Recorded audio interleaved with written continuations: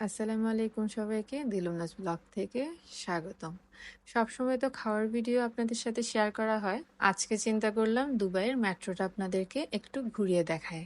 এখন আমি যে মেট্রো স্টেশন দিয়ে এন্টার করেছি এটা হচ্ছে ইউনিয়ন নামে একটা স্টেশন। এটা কানেক্টিং একটা স্টেশন যেখানে দুবাই মেট্রোয়ের দুটো লাইন একসাথে কানেক্ট হয়। একটা হচ্ছে রেড লাইন আর একটা হচ্ছে গ্রিন লাইন। দুবাই মেট্রোতে চড়ার জন্য আপনি দুভাবে টিকিট পারচেস করতে পারেন। একটা হচ্ছে আমি যে কার্ডটা দিয়ে পাঞ্চ করে এন্টার করেছি ওই কার্ডটা, যেটা আপনার টপ আপ সিস্টেম আছে। আর একটা হচ্ছে টিকিটটা একটু এক্সপেন্সিভ পড়ে। যেমনটা আমি যদি একটা স্টেশন থেকে আরেকটা স্টেশনে যাই সেক্ষেত্রে আমার আসে 3 দিরহামের মতো।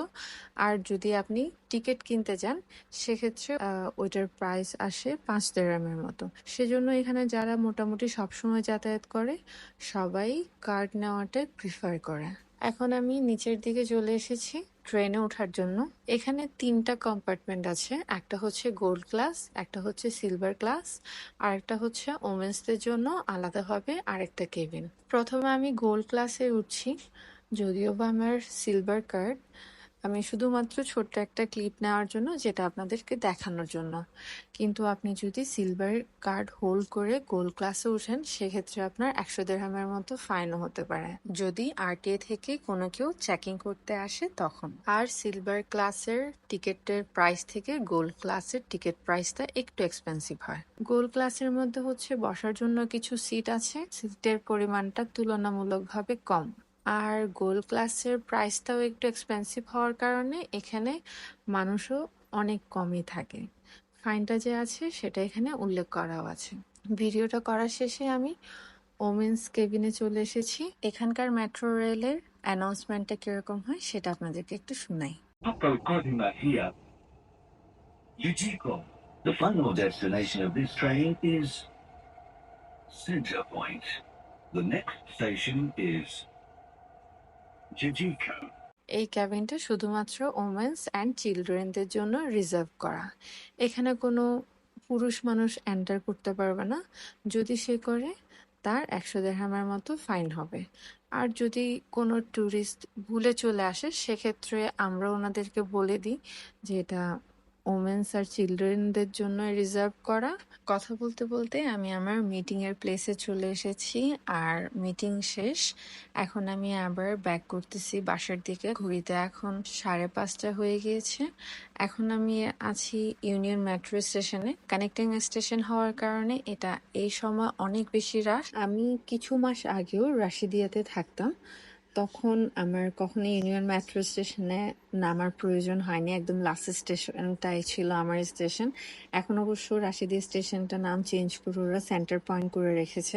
সো আমি যখন নামতাম তখন খুবই কম মানুষ থাকতো, এতটা বেশি রাশ কখনো দেখা লাগেনি। সো এতটা বেশি রাশ আমার আসলে খুব অস্বস্তি লাগছিল। আপনাদের দেখানোর জন্য কিছু ক্লিপ উঠানো, যদিও অতটা ভালো ক্লিপ আমি উঠাতে পারিনি। বাট নেক্সট টাইম আমি ট্রাই করব খুব ভালোভাবে। দুবাই মেট্রো স্টেশন আর দুবাই আরো দুটা কিন্তু লাইন আছে, যেটা একটা হচ্ছে ট্রাম আর একটা হচ্ছে মনোরেল। এগুলো সহ আপনাদের জন্য ফুল একটা ভালো ভিডিও নিয়ে আসবো। আপনারা অবশ্যই আমাকে কমেন্ট করে জানাবেন এই ধরনের ভিডিও যদি আপনারা দেখতে চান। আর ইউনিয়ন মেট্রো স্টেশন থেকে এক্সিট 2 দিয়ে বের হতে কিছুটা হেঁটে গেলে দেখবেন এখানে অনেকগুলা বাস দাঁড়িয়ে আছে, যেগুলা দুবাই থেকে বাইরের এমিরেটস গুলাতে যায়। এখন আমি মেট্রো স্টেশন থেকে বের হয়ে বাস স্টপের দিকে যাচ্ছি। এখানে যেগুলো বাস দেখতেছেন এগুলাই হচ্ছে দুবাই থেকে অন্যান্য এমিরেটস গুলাতে যাবে। বাস ভাড়াটা ডিপেন্ড করে আপনি দুবাই থেকে কোন এমিরেটসে যাচ্ছেন সেটার উপর। যেমনটা আপনি যদি দুবাই থেকে আজমানের দিকে যান সেক্ষেত্রে আপনার বাস ভাড়া আসবে 12 দিরহাম থেকে 15 দিরহামের মতো। আর সময় লাগতে পারে 1.5 থেকে 2 ঘন্টার মতো, যেটা ডিপেন্ড করে আপনার কোন সময় যাচ্ছে সেটার উপরও। কারণ 6টার পর থেকে অনেক বেশি রাশ থাকে, যার কারণে অনেক সময় 2 থেকে 2.5 ঘন্টাও লেগে যায়।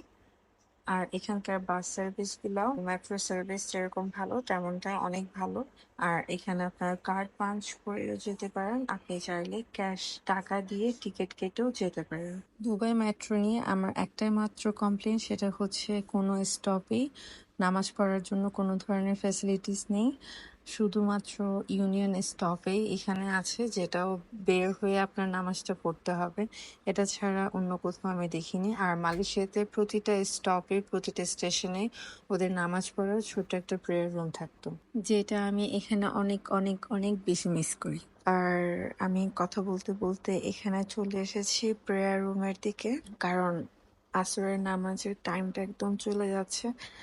সো আগে নামাজটা একটু পড়ে নিব, আর আপনাদেরকেও এখানকার নামাজ রুমগুলা কেমনটা হয় সেটা দেখানোর জন্য মূলত ছোট্ট একটা ক্লিপ করে নিয়েছি। আর এখানে হচ্ছে আপনার টয়লেটের সেক্টরটা ওরা পুরোপুরি আলাদা করে রেখেছে, আর নামাজের জন্য যেই একটা সাইড করে রেখেছে। প্রথমে এন্টার করতে এখানে একটা বেসিন আছে, তারপর এখানে একটা রেক আছে, একটা চেয়ার আছে। চেয়ারটা হচ্ছে যারা একদম বসে নামাজ পড়তে পারে না তাদের জন্য। কিছু কোরআন আছে, আর এখানে একটা নামাজের জায়গা আছে যেটা খুবই ছোট। বসে অজু করার জন্য অজুখানা আছে, সোপ আছে, এখানে আরো কিছু টিস্যু আছে, আর 24/7 যতক্ষণ এটা খোলা থাকবে ততক্ষণ এটা ক্লিন করার জন্য আলাদাভাবে একটা ক্লিনারও আছে।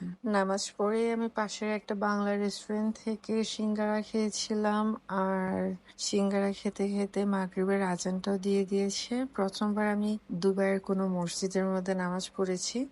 এর আগে যখনই নামাজ পড়েছিলাম শুধু ঈদের নামাজটায়, বাট এটা প্রথমবার। চিন্তা করলাম ছোট একটা ভিডিও এটারও করে নিই। আজ তাহলে এ পর্যন্তই। সবাই ভালো থাকবেন, সুস্থ থাকবেন, আর ভিডিওটি ভালো লাগলে একটা লাইক করে দিবেন। ভিডিওটি কেমন লেগেছে সেটাও একটু কমেন্টে জানিয়ে দিবেন।